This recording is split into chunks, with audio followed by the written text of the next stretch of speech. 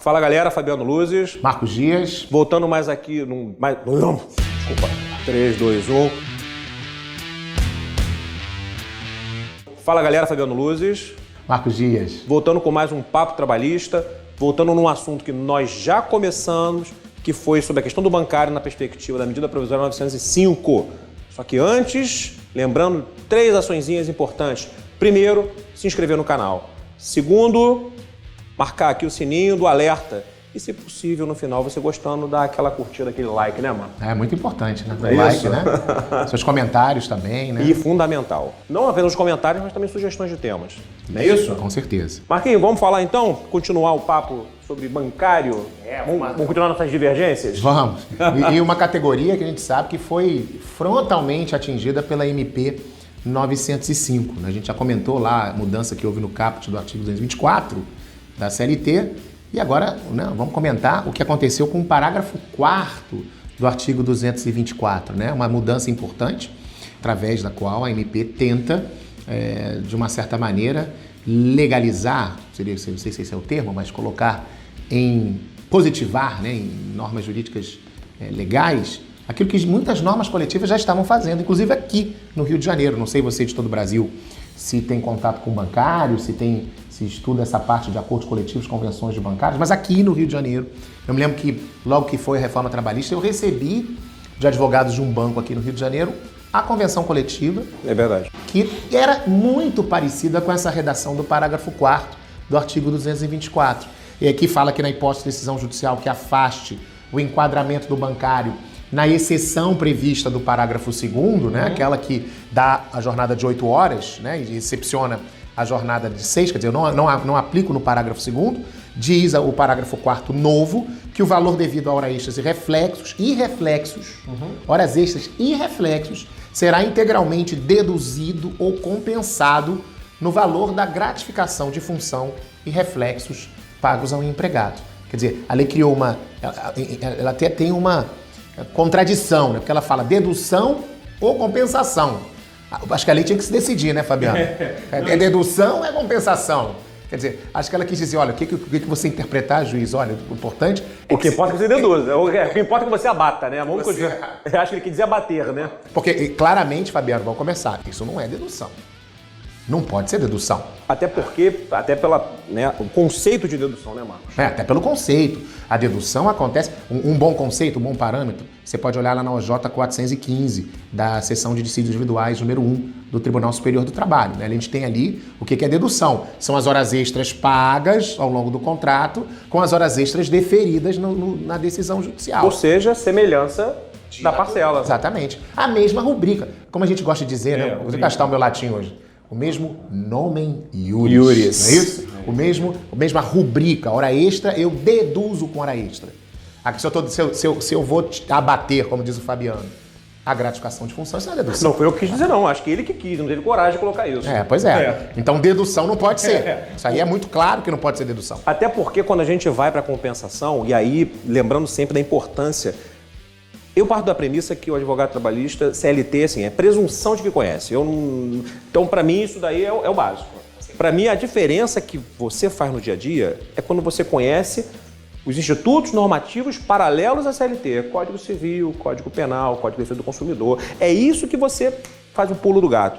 E aí, quando a gente vai ao artigo 368, tem a definição de compensação. E aí, vocês me permitam ler. Se 2 pessoas forem ao mesmo tempo credor e devedor uma da outra, as 2 obrigações extinguem-se até onde se compensarem. E aqui o centro do artigo, que me parece muito claro, é o fato de haver credores e devedores mutuamente. E aí a pergunta que não quer calar é o fato, e aí eu talvez... E aí forçando uma interpretação, hein? Mas estou forçando assim, de longe. Será que esse é o intuito do artigo? Demonstrar que esse pagamento existente no contra-cheque, seja por norma, através da CLT, seja através da norma coletiva também. Será que o objetivo é indicar que esse pagamento foi, entre aspas, indevido, indicando que deveria o empregado, em tese, devolver? Será que é esse o objeto? Eu sinceramente, acho o dispositivo atécnico e acho que isso não é compensação. Isso não é compensação porque, na verdade, A compensação, como o Fabiano leu no 368, exige que eu seja credor e devedor. Então, eu não posso não ser devedor, não ser credor, porque se eu estou enquadrado na jornada de 8 horas, né? E aí eu tenho a gratificação de função, aí a gratificação de função remunera a minha função diferenciada. Mas aí se o juiz tira o enquadramento do parágrafo 2º, isso, só porque eu tirei do enquadramento, torna o trabalhador devedor? Porque para compensar ele tem que ser simultaneamente credor e devedor. Esse é que é o problema. No meu sentir, desculpa quem pensar em sentido contrário, esse dispositivo vai dar muito pano para manga, como já está dando aqui no Rio de Janeiro. Agora, compensação isso aqui não é. Porque, na realidade, o que se quis dizer é que a gratificação de função remunera a 7ª e 8ª, só pode ser. Né? E mesmo assim, dependendo do caso, até a 9ª, até a 10ª, porque se eu vou abater a gratificação de função de todas as horas extras que seriam devidas, o parágrafo 4º não diz só que é a 7ª e 8ª. Não é isso? Ele diz qualquer hora. Ele diz qualquer hora extra. Assim, aí no sentido, o parágrafo 4º ele tem uma tecnia do ponto de vista jurídico. Eu não vou aplicar, mas eu continuo dizendo, eu concordo com o Fabiano, a gente tem que pensar que se ele aduziu a dedução e a compensação, a gente precisa ir à origem desse instituto. E precisa ir ao direito civil, sim. Fundamental. Né? O direito civil que hoje é regido pelo princípio da eticidade, pelo princípio da sociabilidade, pela ideia de boa-fé objetiva. Tá? Então eu acho que gratificação de função, como o nome está dizendo, remunera a função. Ponto final. O que eu acho, Marcos, que a gente precisa refletir em algum momento, o que a gente pode pensar na perspectiva de confiança? E eu acho que o grande cerne que a gente precisa enfrentar em algum momento não está no parágrafo 4º.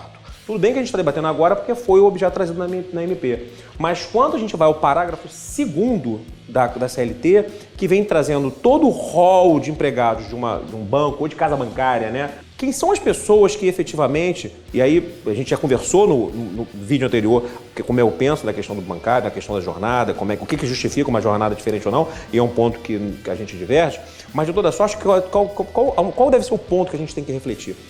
Qual é o grau de confiança que permite excluir o empregado do caput, do artigo 224, que existe por alguma lógica, ele não existe apenas e tão somente pelo fato de ele ser bancário, mas sim pela atividade desempenhada, para jogá-lo no artigo 224, parágrafo 2º, que é uma exceção que joga na regra, que é de 8 horas. E aí perceba, eu não estou falando nem do artigo 62, inciso 2, hein? Isso aí a gente está passando de longe, né? O que a gente está tratando é o que é a confiança efetivamente. Porque me parece que o grande barato, o grande debate, me parece, tá, gente? Estou só especulando, é que o parágrafo 4º, no final das contas, é uma resposta. Tudo bem que as normas coletivas já disciplinaram, mas é uma resposta à Justiça do Trabalho. Sim, é uma resposta à jurisprudência dominante, né? Que enquadrou, que entendeu que essa confiança bancária, né, uma confiança específica do bancária, não tem nada a ver com a do inciso 2 do artigo 62, por um lado, mas também não é aquela confiança que qualquer trabalhador tem.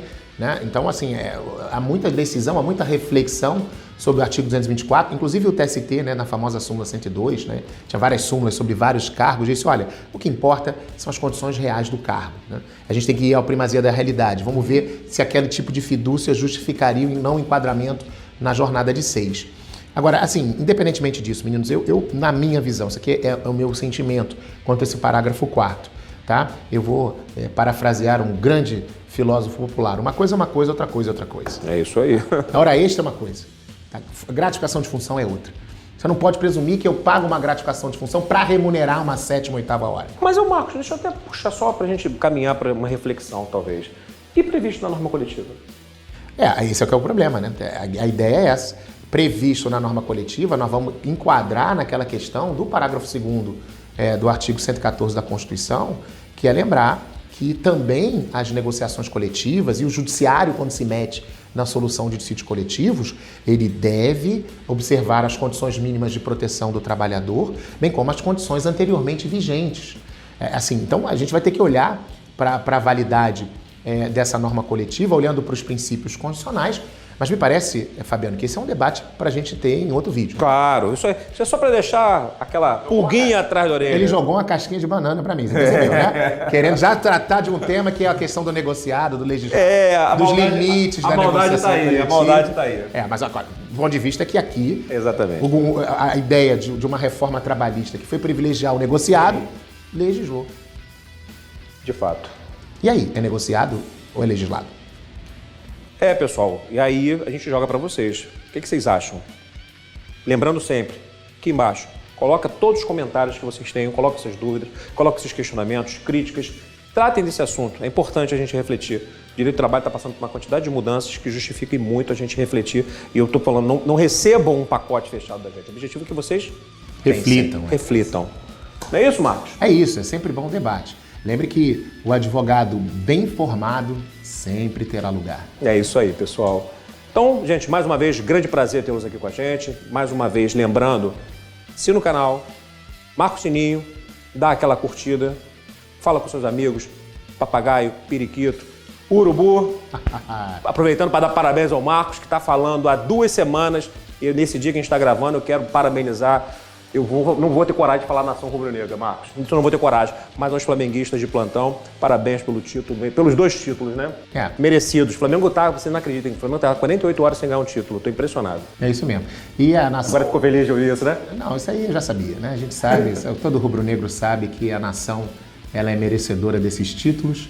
E o Fabiano, eu disse, Fabiano, olha, ia ter gol do Gabigol, né? E teve 2. É verdade. Forte abraço, querido. Gente, até lembrando sempre, conversando. A gente se entende. Grande abraço.